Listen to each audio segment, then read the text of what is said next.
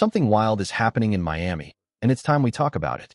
Because the Dolphins' defense, the same unit everyone spent a month roasting, has flipped the script in a way nobody saw coming. A defense that looked completely lost earlier in the season has suddenly grown teeth, attitude, and purpose.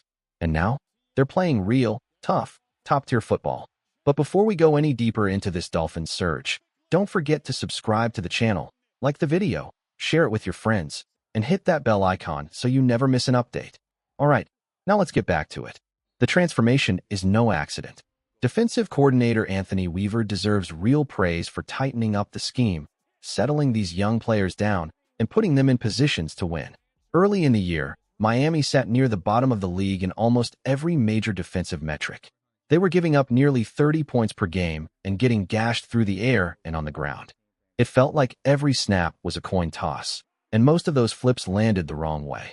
Fast forward to the last 4 games, a stretch that included the Browns, Ravens, Falcons, and Bills, and suddenly the Dolphins are locking down the run better than anybody in the NFL.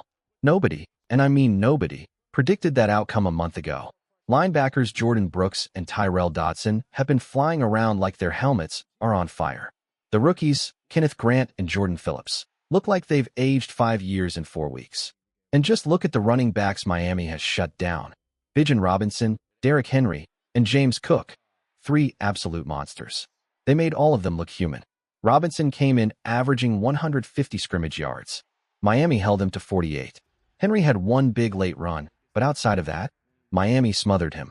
And Cook, explosive, slippery James Cook, was contained all night and even coughed up the ball. This defense went from being a punchline to punching people in the mouth. And that change starts with Anthony Weaver turning up the aggression, dialing up run blitzes, and bringing a toughness Miami didn't have earlier in the season. Miami has completely reshaped its defensive identity, and it starts with how aggressively they're attacking the line of scrimmage. They're stacking the box with 8 defenders, daring teams to run straight into the teeth of this unit. And they're doing it with confidence because the secondary, Jack Jones, Rasul Douglas, Juju Brents, and Minkah Fitzpatrick, has stepped up in a major way. These guys are holding their own on the outside, setting the edge, staying disciplined, and giving the front 7 the freedom to play downhill. But the real spark behind this defensive surge has come from the young guys up front.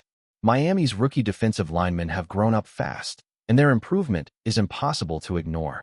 I was tough on Kenneth and Jordyn Phillips earlier in the season, and honestly, they deserve the criticism. For the first 6 weeks, they struggled badly.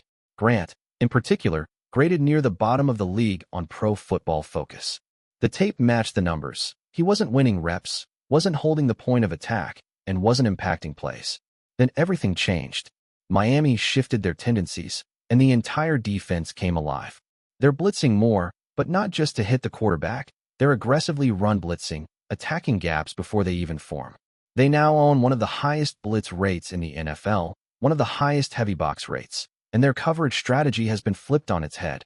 Early in the season, they sat near the top of the league in zone coverage and near the bottom in man coverage. Now, they've pushed zone to the back seat and moved toward a more assertive, physical man coverage approach. And it's working. Rasul Douglas has played with veteran poise. Jack Jones looks more confident each week. And Minkah Fitzpatrick, shifting into a more nickel-focused role, has completely changed how Miami defends the middle of the field. He's close enough to the line to impact the run, but still dangerous enough to disrupt passing lanes. That versatility has unlocked a level of balance Miami didn't have earlier in the year. Still, the heartbeat of this turnaround is the rookie defensive line. The jump from their early season struggles to their recent dominance is staggering. Grant is anchoring the interior and shedding blocks like a veteran, while Phillips is finally showing the explosiveness Miami drafted him for. The film tells the story even better than the numbers. These two are no longer liabilities, they're tone setters. What Miami's defense is doing right now is no fluke. It's the product of adjustments, trust, development, and a coaching staff that refused to give up on its young talent. And in just a few weeks, this unit went from one of the league's biggest weaknesses to one of its most surprising strengths. When you turn on the all-22, the growth of Miami's young defensive linemen jumps off the screen. The difference between Kenneth and Jordyn Phillips from the start of the season to now is night and day. And while Grant's recent grades have drawn plenty of attention, it was Phillips who delivered the best game of his career against the Buffalo Bills. He was relentless, shedding blocks, knifing into gaps, and meeting James Cook within 3 yards of the line of scrimmage over and over again. That kind of dominance doesn't happen by accident. Miami may have found something special in Phillips, a true run-stopping force who can anchor the interior, and pairing him with Grant gives the Dolphins a young duo with real long-term potential. If these two continue to grow together, this defensive front could become the foundation Miami builds around for years. Defensive coordinator Anthony Weaver spoke recently about this exact transformation. He mentioned that veterans like Benito Jones and Zach Sealer have been steady all season, but the young guys, Grant and Phillips, needed time to sharpen their technique and fundamentals. And week after week, that improvement is showing. Their performances against the Bills and Falcons were proof of that. Both teams have strong offensive lines, and Buffalo entered that matchup with one of the highest-graded units in the entire league. They were running the ball as well as anyone in football, until they ran into Miami. The Dolphins made that rushing attack look ordinary. They forced Buffalo to lean entirely on the passing game, and even then, Josh Allen couldn't pull them out of the quicksand. They did the same to Atlanta, taking away the ground game and forcing everything onto Kirk Cousins' shoulders. It didn't work. And while the young linemen deserve praise, one man in the middle has been the heartbeat of this defense, Jordyn Brooks. He has played like the best linebacker in football over the past month, a tone setter, an enforcer, a captain who commands respect without saying a word. Brooks doesn't do flash. He does results. He diagnoses plays instantly, hits with purpose, and leads with a quiet intensity that drives the entire unit forward. Signing him was one of the smartest moves this front office has made in years, and right now he's proving exactly why. In the coming moments, we'll dive deeper into the numbers behind Brooks' rise, his leadership impact, and how he's helped turn Miami's defense into one of the most surprising forces in the NFL. The last 4 weeks, weeks 7 through 10, have completely redefined what this Miami defense is. During that stretch, the Dolphins didn't just improve. They evolved into a unit that looks every bit like a top-tier defense. And at the center of that transformation is Jordyn Brooks. When you stack the numbers, the film, and the impact, Brooks hasn't just been good. He's been playing like the best linebacker in football over this entire month. His overall grade ranks among the upper tier at his position, but where he truly shines is against the run. He owns one of the highest run defense grades in the league during this stretch, and the consistency is unreal. Just look at the details. Missed tackle rate, 4.9%, one of the best in the NFL run stop rate, 13.8%.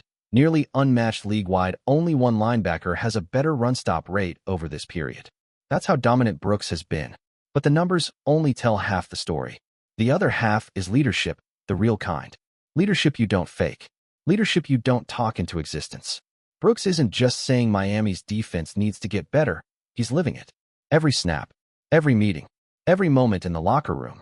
When the Dolphins needed someone to restore intensity and accountability, he became the heartbeat of this defense. And the results speak for themselves. The Dolphins have tightened up their tackling, improved their communication, and shown a level of discipline that simply didn't exist early in the season. This is what great leaders do. They elevate everyone around them. Even behind the scenes, Brooks set the tone. When Miami needed to eliminate distractions and lock in, he was at the forefront of making sure this defense stayed focused. That mentality has spread throughout the entire unit. Defensive coordinator Anthony Weaver recently talked about this surge, and his message was clear. The belief never wavered. Through every struggle, the team kept working, kept grinding, kept climbing. And the steady improvement every single week has turned into something real, something dangerous. Weaver is doing one of the best coaching jobs in the league. His adjustments, his trust in young players, and his ability to maximize this defense have been outstanding. It's no surprise he drew multiple head coaching interviews last offseason. Miami is lucky to have him steering this turnaround. What we're watching isn't luck. It's not a fluke. It's a defense finding its identity, powered by a coordinator with vision and a linebacker playing the best football of his career. Anthony Weaver's reputation across the league continues to grow, and it's easy to understand why. Last offseason, he made it all the way to the finalist stage for the Saints' head coaching job. And coming into this year, it was clear. If Miami's defense took a step forward, Weaver would be right back in those conversations. With the way his unit has responded over the past month, that possibility looks more real than ever. What stands out most is how hard his players fight for him. Week after week, they're improving, tightening up their fundamentals, playing with more confidence, and showing a level of discipline that wasn't there early in the season. That kind of growth doesn't happen unless players believe in their coach. Weaver has earned that trust. And let me say this, I'm glad I never labeled him a bad coach. Even during Miami's early struggles, the issues weren't about leadership, they were about personnel and execution. Sure, some defensive play calls were frustrating, especially when edge rushers dropped into coverage during disguised looks. When you've got guys like Bradley Chubb, Phillips, and Chop Robinson, you want them hunting the quarterback, not drifting into space. But even with those moments, Weaver's leadership and vision were never in question. He's more than just a coordinator calling plays. He's a tone setter, a stabilizer, a teacher.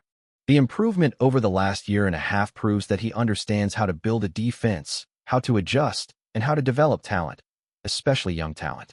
If Miami ever found itself needing a new head coach, Weaver would absolutely deserve an interview.